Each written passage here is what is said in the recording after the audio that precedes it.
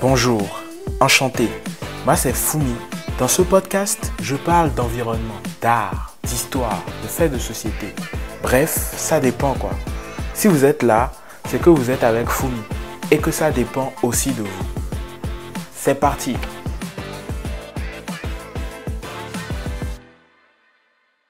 Le son d'une voix peut changer une vie, peut faire apprécier ou détester quelque chose.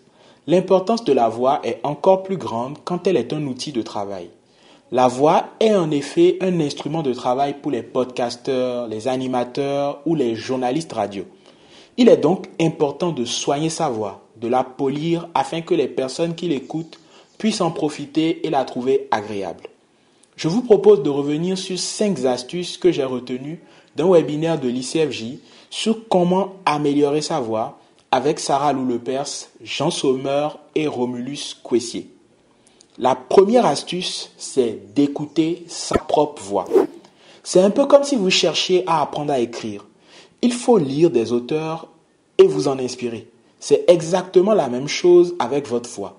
Je suis persuadé qu'il y a 2 ou 3 voix que vous aimez bien.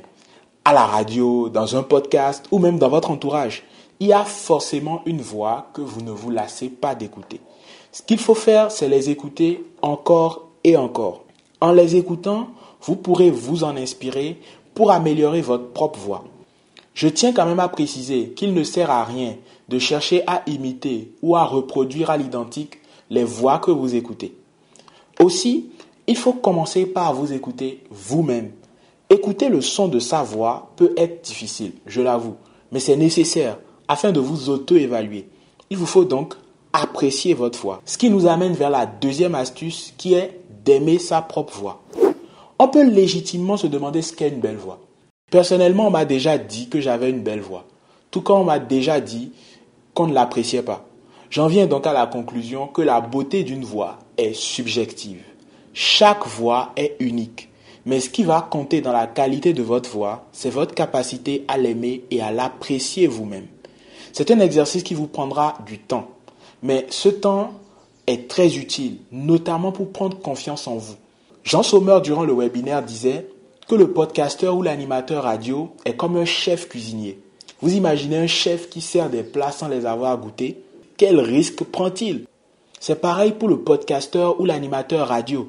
Il doit s'écouter et s'écouter encore. Faire tous les ajustements qu'il juge nécessaires jusqu'à ce que le résultat lui plaise à lui.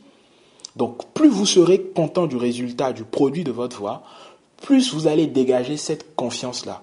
Et cette confiance est très importante, surtout pour l'auditeur qui a lui besoin de vous faire confiance. Troisième astuce que j'ai retenue, c'est se préparer physiquement. Je me souviens que j'avais enregistré un épisode de podcast au réveil, après une très courte nuit. On m'entend presque bâiller dans cet épisode. Je vous épargne l'extrait. Évitez donc d'enregistrer quand vous êtes fatigué ou que vous avez du mal à vous concentrer. Une fois que vous êtes bien reposé, vous devez également préparer les muscles du visage que vous allez solliciter durant votre prise de voix. Vous pouvez faire des massages, préparer votre langue à ne pas fourcher ou faire des exercices vocaux. Aussi, il faut trouver la position idéale pour enregistrer. Pour certains, il faut être debout. D'autres préfèrent être assis, les jambes bien écartées. Ou pour d'autres encore, c'est dans le confort de leur couette que leur meilleure voix se révèle. C'est à vous de trouver ce qui vous convient et qui vous permet de réussir vos prises de voix. Quatrième astuce, contrôlez votre alimentation. J'avoue avoir été surpris à la découverte de cette astuce.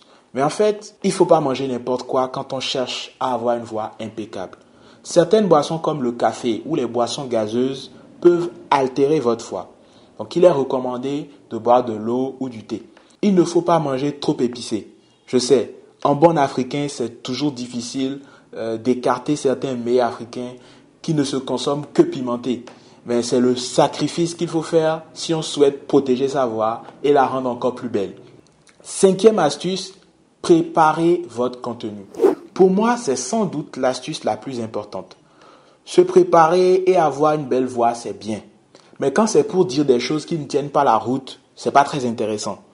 Il vous faut donc préparer ce que vous voulez dire avec votre belle voix. Soigner l'écriture de vos scripts et veiller à recueillir les meilleures sources doit être une priorité pour vous. C'est très très important. Donc pour récapituler, la quête d'une belle voix peut nécessiter du temps.